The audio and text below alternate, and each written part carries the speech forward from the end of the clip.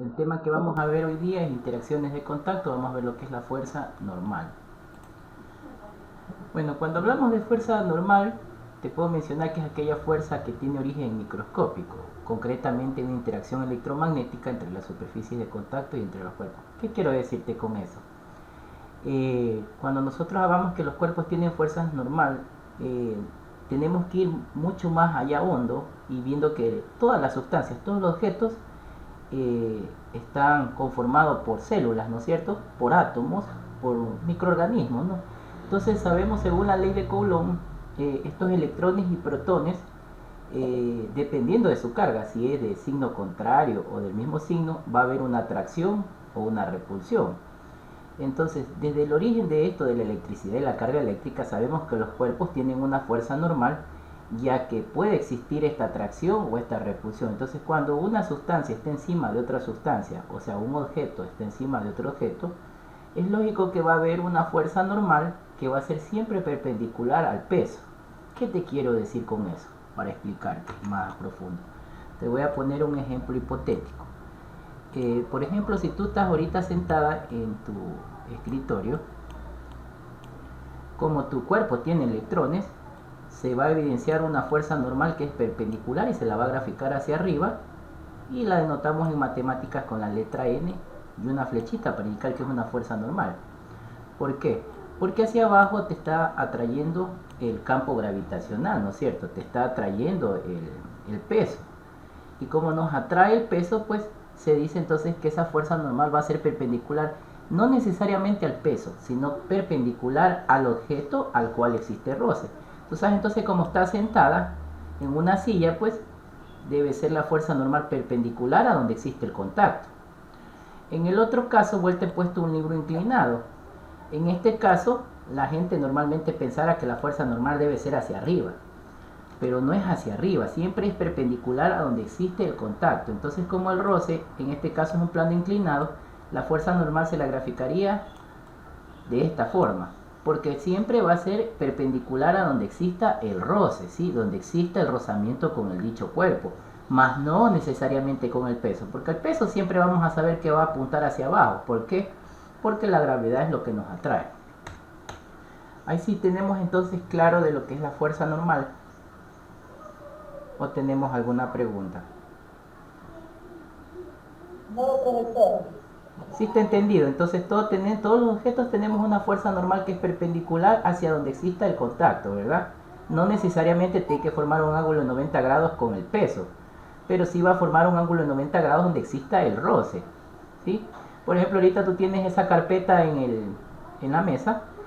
Aunque no la veamos, va a haber una fuerza normal hacia arriba. Ahora que la levantas, ya la fuerza normal no va a ser hacia arriba, sino va a ser hacia donde está. No, va a ser hacia arriba, pero con una inclinación, porque la estás inclinando. Mira, ándale inclinando y vas a darte cuenta que va a ir formando un ángulo. Claro que nosotros no la vemos, porque los matemáticos se ingenian esto de dibujar las fuerzas para representarlas en matemáticas, con flechitas, ¿no? Pero sabemos que ahí están presentes. ¿Sabes por qué sabemos que están ahí presentes? Porque si no hubiera esa interacción de contacto, se te cayera la carpeta de la mano, o la carpeta saliera volando por el espacio, ¿no es cierto? Saliera volando porque no hubiera una acción o una interacción entre las fuerzas. Entonces, de esta forma, cuando ponemos un libro sobre una mesa horizontal cerca de la superficie terrestre, las dos superficies se rechazan. ¿Por qué crees que se rechazan? Por lo que había mencionado, que todos los objetos a nivel atómico tienen electrones, ¿no? Protones, y va a haber una atracción y una repulsión. Entonces siempre va a haber una repulsión, porque el libro puede que tenga carga negativa y la superficie tenga carga positiva. Claro que es una repulsión mínima, pequeñita, ¿sí? Pequeñita. ¿Por qué? Porque no todos los cuerpos son superconductores, y medianamente pueden ser también semiconductores, o incluso pueden ser aislantes, ¿sí? Entonces, dependiendo del fenómeno físico y de la sustancia, por eso es que las sustancias tienen una tabla química y una tabla de valencias, que las habré visto en química, que cada material tiene un compuesto, ¿no es cierto? Por ejemplo, la plata es un compuesto del argentún y su símbolo químico es Ag, ¿no es cierto? Y tiene una valencia, tiene un peso atómico y tiene una cantidad de electrones que puede ganar o que puede perder. Entonces, eso es lo que es la fuerza normal. Cuando te preguntes o cuando tú te des cuenta en algún fenómeno físico, siempre los objetos, cuando exista roce, va a haber una fuerza normal. Entonces, aquí vamos a hacer un estudio completo de la fuerza normal. Mira, aquí si te percatas, la fuerza normal, en este plano inclinado está un libro, hacia abajo también existe un peso, ¿no es cierto? Pero ahí viene una cuestión muy importante, que este peso no solamente es una fuerza, sino que tiene dos componentes o dos componentes de peso. Porque tú sabes que el libro no solamente se va a desplazar hacia abajo, sino que se va a desplazar también hacia la izquierda porque va a rodar. Entonces va a tener una componente del peso que le vamos a llamar componente del peso en Y y una componente del peso en X, para indicar que hay un peso que lo jala verticalmente y un peso que lo jala horizontalmente, ¿sí? Ahora, haciendo analogía, yo me puedo dar cuenta que la fuerza normal y el peso prácticamente son fuerzas que se podría decir en cierto sentido siempre están presentes o interactúan entre sí, aunque no tengan relación directa con el principio de acción y reacción, pero siempre están presentes debido a la acción de la gravedad y por ende van a tener las mismas componentes vectoriales. ¿Qué quiere decir? Que si yo, por ejemplo, encontrara el peso, puedo encontrar la fuerza normal, y si encontrara la fuerza normal podría yo encontrar el peso. ¿Sí me explico? Entonces siempre cuando veas una fuerza normal también va a haber lo que es un peso. Bueno, aquí ahora sí vamos a lo que nos interesa. Aquí tenemos un pequeño ejercicio, ¿sí? Pero no sin antes ver cuáles son las magnitudes que van a estar presentes aquí en este fenómeno físico. Mire, entonces aquí muy atento. Si te percatas, el peso, como tiene dos componentes vectoriales, se forma un triángulo rectángulo. Entonces nos vamos a acordar del teorema de Pitágoras. ¿Qué nos decía el señor Pitágoras? Él nos decía que la hipotenusa elevado al cuadrado es igual a la suma de sus catetos elevados al cuadrado, ¿verdad? Entonces lo que vamos a hacer es analogía y vamos a reemplazar. Y vamos a decir que la hipotenusa es el peso, ¿sí? Vamos a decir que el cateto opuesto va a ser la componente del peso en X. Y que el cateto adyacente va a ser la componente del peso en Y. ¿Hasta ahí sí estamos claros o no? Sí. Listo. Entonces, basado en eso, como es un triángulo rectángulo, yo también podría ayudarme de las funciones o las razones trigonométricas, ¿no es cierto?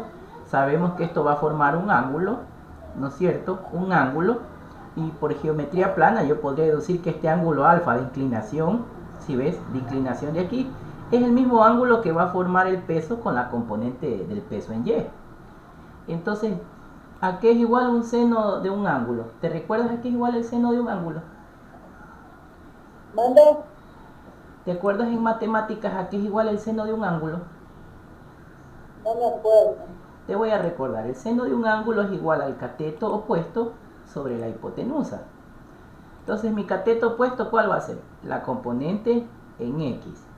Y la hipotenusa va a ser el peso. Entonces luego lo que hago es despejar, como que quiero encontrar es la componente del peso en X. Esto que está dividiendo pasaría a multiplicar, entonces la componente del peso en X va a ser igual al peso por el seno del ángulo. Y lo mismo pasa con el coseno, solo que la diferencia es que el coseno, en vez de ser cateto opuesto, es cateto adyacente. ¿Y cuál es el cateto adyacente? Es el que está al lado del ángulo, entonces vendría a ser la componente en Y. Entonces mira, ayudándonos de matemáticas, exactamente de trigonometría, de las razones trigonométricas o las funciones trigonométricas, podemos encontrar el peso en X, o sea, lo que va a jalar el libro horizontalmente y lo que va a jalar verticalmente, ayudándonos solo conociendo el peso y conociendo el ángulo. Y el peso lo podemos conocer porque ¿cómo calculamos el peso? Sabiendo la masa, ¿no es cierto? Entonces, por ejemplo, yo cogiendo el libro y poniéndole en una balanza, yo puedo saber cuántos kilogramos tiene. Y como yo sé que el peso es igual a la masa por la gravedad, simplemente yo multiplicaría el valor de la masa. Supongamos que ese libro valiera 10 kilogramos. Entonces, para yo saber cuánto vale el peso, la fuerza que la trae hacia el suelo, multiplico el valor de la masa, los 10 kilogramos, por 9.8 metros sobre segundo al cuadrado, que es la gravedad. Y yo ya sabría cuánto vale ese peso. Entonces, con eso, mira, yo ya puedo encontrar tanto el peso en X como el peso en Y, ¿sí? Reemplazando, porque aquí es igual el peso a masa por gravedad. ¿Qué estoy tratando de decir con esto? Mira, aquí con esto yo ya encuentro el peso en X y el peso en Y, pero yo sé que el peso es igual a la masa por la gravedad, ¿sí? Porque es la aceleración que atrae el libro hacia el suelo.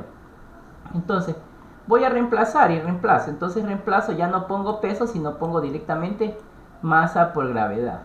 Entonces, para encontrar el peso en X es masa por gravedad y por el seno del ángulo, y para encontrar el peso en Y es masa por gravedad y por el coseno, ¿sí? Entonces, ya teniendo esas fórmulas, ya podemos resolver nuestro ejercicio. Aquí yo te he planteado un pequeño ejercicio para poder resolver y encontrar esas magnitudes. Mira, aquí tenemos una experimentación. Si la avanzas a leer, ¿puedes ayudarme leyéndola? Dice, ¿cuál es? Donde dice comprensión. Donde leí experimentación, primero leamos. Allá. Yo pongo chiquita esa letra. A ver, voy a tratar de hacer más grandecita la letra. Ahí. Ya, experimentación. Un libro de 2,0 kilogramos, ¿ok? Sí, kilogramos. Kilogramos de masa encuentra sobre un plano inclinado. Se forma un ángulo de 30 grados. Con la horizontal, ¿cuánto vale la fuerza normal ejercida por el plano? Ya, muy bien. Entonces, aquí si nos percatamos, en nuestra experimentación ya nos está dando datos puntuales. Nos está dando el valor de la masa, 2 kilogramos, y lo he sacado aquí. Me está dando el ángulo de inclinación, que es 30 grados. 30 grados. Entonces ese ángulo de aquí, si yo me ayudo de geometría plana, es el mismo ángulo que se va a formar en el triángulo de las componentes del peso. También yo sé el valor de la gravedad, porque la gravedad todos sabemos que aproximadamente es 9.8 metros sobre segundo al cuadrado. Entonces, para nosotros poder resolver este problema, primero tenemos que hacer un diagrama de cuerpo libre. ¿Qué es un diagrama de cuerpo libre? Graficar las fuerzas, ¿no? Entonces aquí yo ya he graficado las fuerzas. He graficado una fuerza normal. ¿Por qué crees que he graficado una fuerza normal? Porque existe un roce con la superficie y el libro. Y a su vez, también va a haber una fuerza que atraiga hacia el centro de la Tierra, hacia el suelo, llamada peso. Y nos hemos dado cuenta de que ha habido dos componentes. Una componente del peso en X y una componente del peso en Y. Ahora, una vez sacado los datos y haber hecho el diagrama de cuerpo libre, que no es otra cosa que graficar las fuerzas que interactúan, pues simplemente reemplazo. Mira, reemplazo con mi fórmula. Entonces encuentro el peso en X y encuentro el peso en Y. Reemplazo. ¿Cuánto vale la masa? 2 kilogramos. La gravedad 9.8. Y multiplico por el seno de 30 grados. ¿Sí? Y multiplico por el seno de 30 grados. Ahora vamos a ver si es cierto. Déjame abrir ahorita la calculadora para poder verificar que estos cálculos sean verdaderos, ¿no?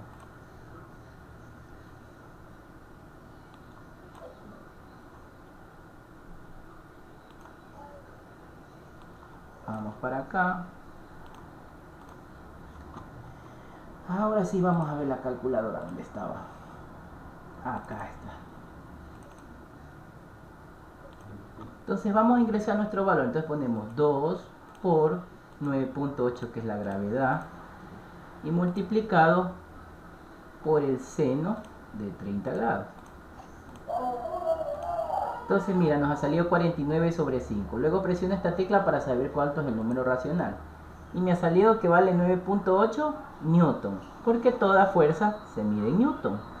Y lo mismo hacemos con el peso en Y, o sea, para saber cuál es el peso que está jalando ese objeto de forma vertical.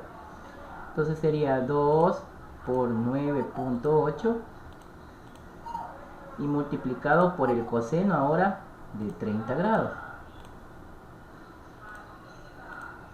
Y me sale que ha sido igual a ¿cuánto? A 17 newton. Mira, el uno ha valido 9.8 y el otro casi 17 newton.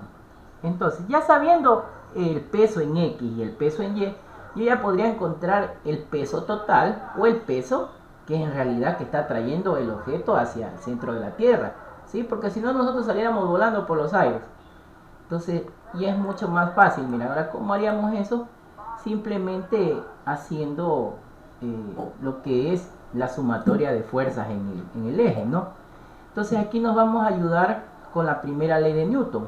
Como el objeto está en reposo, todavía al inicio está en reposo, todavía no se empieza a mover, no empieza a ver la dinámica, yo puedo decir que puedo sumar estas fuerzas. Entonces, ¿qué decía Newton en la primera ley de Newton? Él decía que la sumatoria de fuerzas en un eje va a ser igual a cero. En este caso, las fuerzas que interactúan son las fuerzas que están en el eje o el sistema de referencia Y. Entonces, ¿qué fuerzas vemos? Vemos aquí una fuerza llamada normal y vemos la componente del peso en Y. Entonces yo puedo decir que la fuerza normal es igual a la componente del peso en Y, ¿no es cierto? Entonces automáticamente yo reemplazo. Y ahora, ¿cuánto valía la componente del peso en Y? Valía masa por gravedad y por el coseno del ángulo. En otras palabras, la fuerza normal ha valido 17 newton. ¿Por qué? Porque esta fuerza normal es igual a la componente del peso en Y. Y eso ya lo habíamos calculado. Entonces imagínate que solo con calcular la componente del peso en Y yo puedo encontrar la fuerza normal, ¿sí? Porque prácticamente son la misma cantidad. ¿Cuál es la diferencia? Que cambia el sentido, que la una fuerza es hacia arriba y la otra fuerza es hacia abajo. Exactamente, muy bien. Y ahora, ¿cómo hacemos para comprobar? Pues nos ayudamos con el teorema de Pitágoras, ¿sí? En el teorema de Pitágoras reemplazamos el valor del peso en X, lo elevamos al cuadrado, y el componente del peso en Y lo elevamos al cuadrado. Y el resto es mera aplicación de matemáticas, de calculadora, y simplemente resolver, ¿no? A ver, aplicamos a ver si es cierto. Se vamos a poner 17 al cuadrado me da 289. 9.8 al cuadrado me da 96.04. Lo sumo más 289 y me da un valor de ¿cuánto? De 385.04. Ahora eso tengo que sacarle la raíz. Vamos a sacarle la raíz de eso. Me da 19.62. Redondeándola a 20 newton, ¿no? Ahora, si yo aplicara directamente la fórmula, también me va a salir 20 newton. ¿Por qué? Porque la diferencia es mínima. La diferencia apenas ha sido de 4 décimas, ¿no es cierto? O yo podría decir que son 38 centésimas, no, 38 décimas ha sido la diferencia, que es algo mínimo, casi no es mucho que influya. Mire, y con eso entonces hemos comprobado y hemos dado cuenta de que la fuerza normal en un plano inclinado es igual que el peso en Y, en un plano inclinado. Claro, si el plano ya no es inclinado, el plano es horizontal, allá no va a ser la componente del peso en Y, sino va a ser la componente del peso, ¿sí? Dependiendo entonces del ejercicio, vas a encontrar lo uno o vas a encontrar lo otro.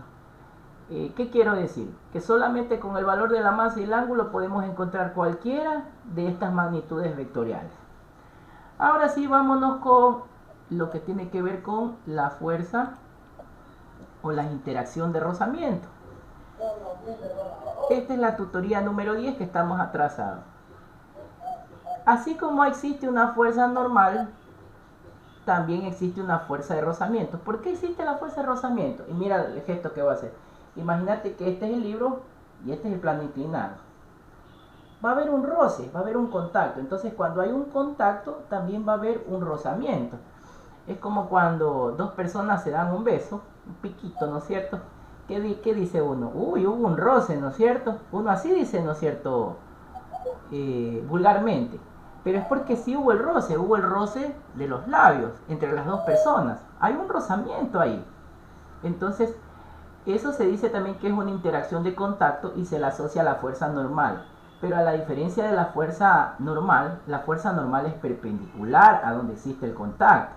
Acá en cambio la fuerza de rozamiento no es perpendicular a donde exista la interacción de contacto. Esta fuerza de rozamiento es contraria a donde exista la fuerza neta. ¿Qué te quiero decir con eso?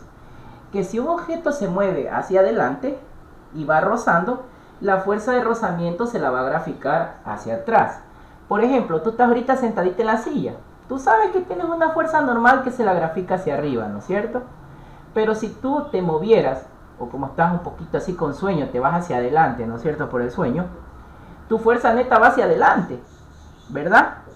Y la fuerza de roce se la grafica en sentido contrario hacia donde tú te vas. Entonces, si tú te vas hacia adelante, la fuerza de roce, ¿hacia dónde estaría? Hacia tu espalda, hacia atrás. Porque hacia atrás se va a evidenciar ese roce. Aunque el roce sabemos que va a ser entre la silla y tu colita. Pero no, en matemática y en física se la grafica siempre hacia atrás o en sentido contrario a donde suceda el movimiento. ¿Sí? Entonces mira, aquí una persona está empujando una caja, la fuerza o el movimiento se provoca hacia adelante, pero la fuerza de roce se la grafica en sentido contrario, ¿sí? ¿Por qué? Porque es un producto entre la constante de rozamiento por la fuerza normal, ¿sí? Así de sencillo. Entonces, de igual manera, aquí yo te he puesto un pequeño ejercicio donde tenemos valores de coeficientes de rozamiento. Pero tú me dirás, profesor, ¿y qué son esos coeficientes de rozamiento? Cuando hablamos de coeficientes de rozamiento, sabemos que todas las materias, todas las sustancias, tienen diferentes componentes, ¿no es cierto? Por ejemplo, donde está sentado tus cuadernos, la mesa está hecha de madera, pero puede también que esté hecho de metal, ¿no es cierto? O puede ser que sea de plástico. Entonces, dependiendo si es de metal, madera o plástico, va a haber un valor de coeficiente de rozamiento. Y ese valor va a depender de la sustancia. Y ese rozamiento puede ser o bien estático o bien dinámico. Porque no es lo mismo, por ejemplo, el cuaderno está en la mesa y está con un rozamiento estático. ¿Por qué se llama estático? Porque no se está moviendo.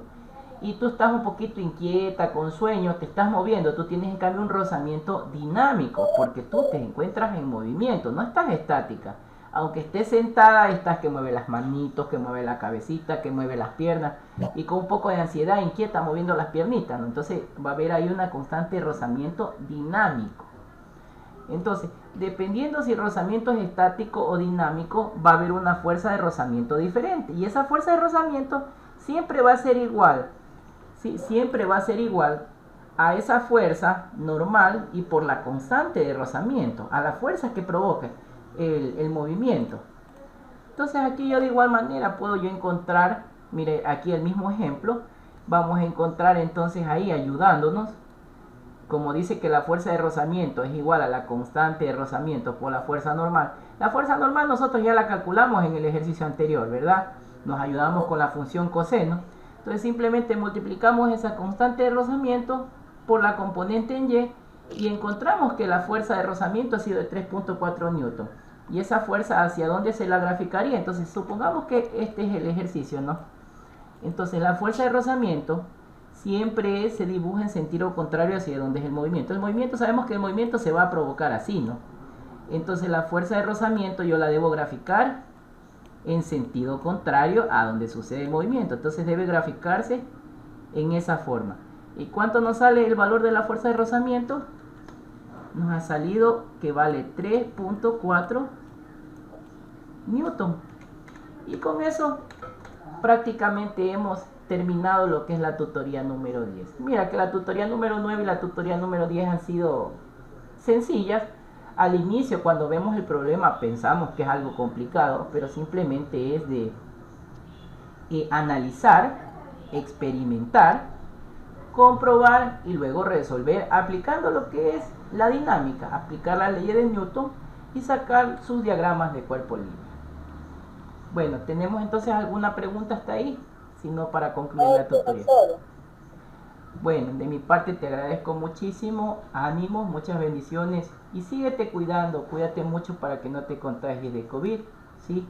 Créeme que la mejor decisión que han tomado ha sido vacunarse y síganse cuidando y nos vemos la semana que viene. Cuídate mucho, chao, chao. Profesor, cuídese usted también, bendiciones.